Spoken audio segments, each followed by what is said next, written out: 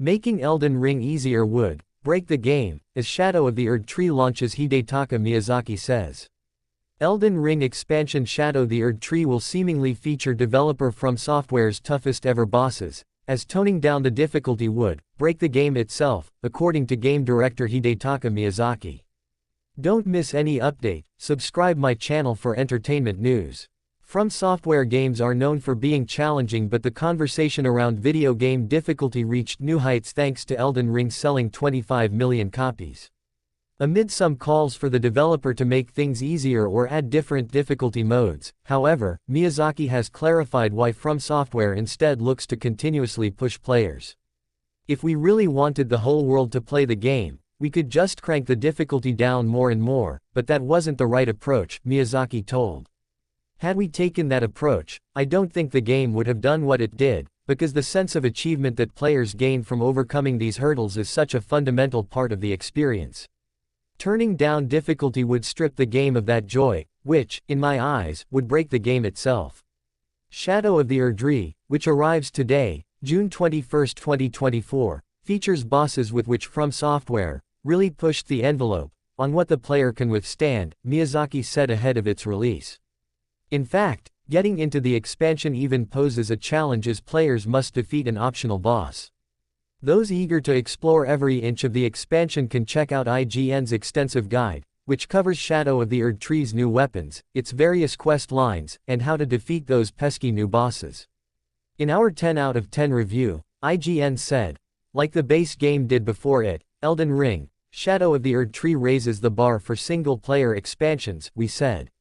It takes everything that made the base game such a landmark RPG, condenses it into a relatively compact 20 to 25-hour campaign, and provides fantastic new challenges for heavily invested fans to chew on.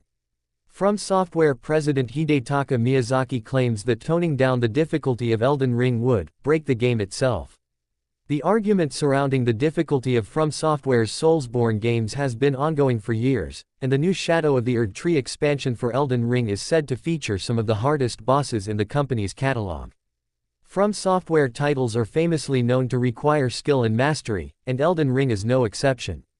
The largest game the studio has created to date, the title possesses the inherent challenge of its Soulsborne predecessors while being accessible and varied enough to not overwhelm newcomers.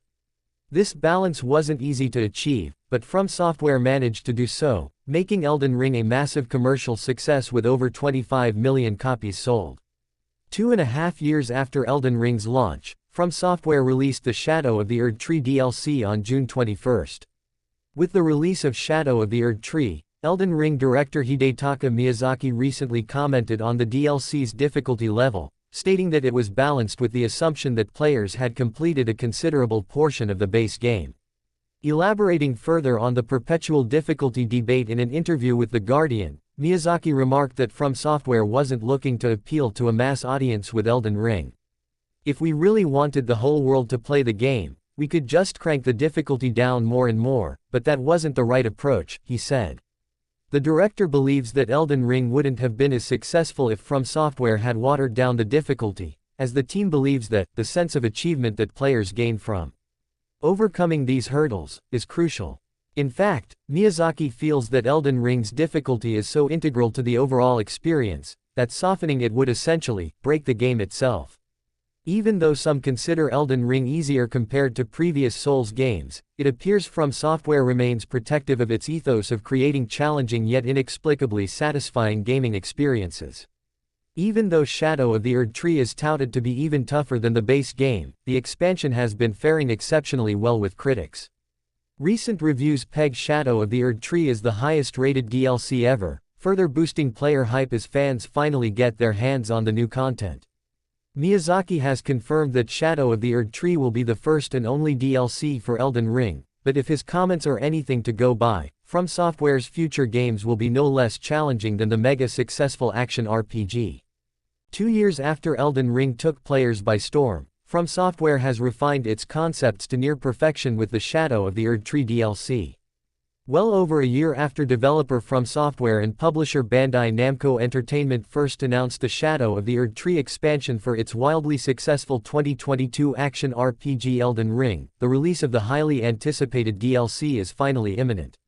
For fans of the landmark open-world Soulsborne title, it's been a long wait, but having spent the last week galloping, hacking, slashing, and rolling my way through my first playthrough of Shadow of the Erdtree for this review, I can say with great aplomb that it was absolutely worth it.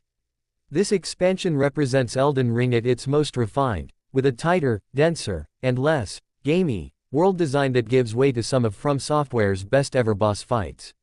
Scheduled to arrive on June 21, 2024 on Xbox Series X, Xbox One, Windows PC, PlayStation 5, and PlayStation 4, Elden Ring, Shadow of the Erdtree will undoubtedly go down in gaming history as one of the best DLCs ever made, and in my 7 years writing about games, I haven't reviewed a release more deserving of a perfect score than this one. Let's delve into why that is. Shadow of the Erdtree is Elden Ring at its most refined, with the base game's overly formulaic elements cut away and some of From Software's best boss fights. The result is a 40-hour-long masterpiece of a DLC that's an absolute must-play for any Soulsborne fan. Before getting into the meat of this Elden Ring DLC review, it's important to give some context about what Shadow of the Erdtree actually is and what Elden Ring players can expect from it.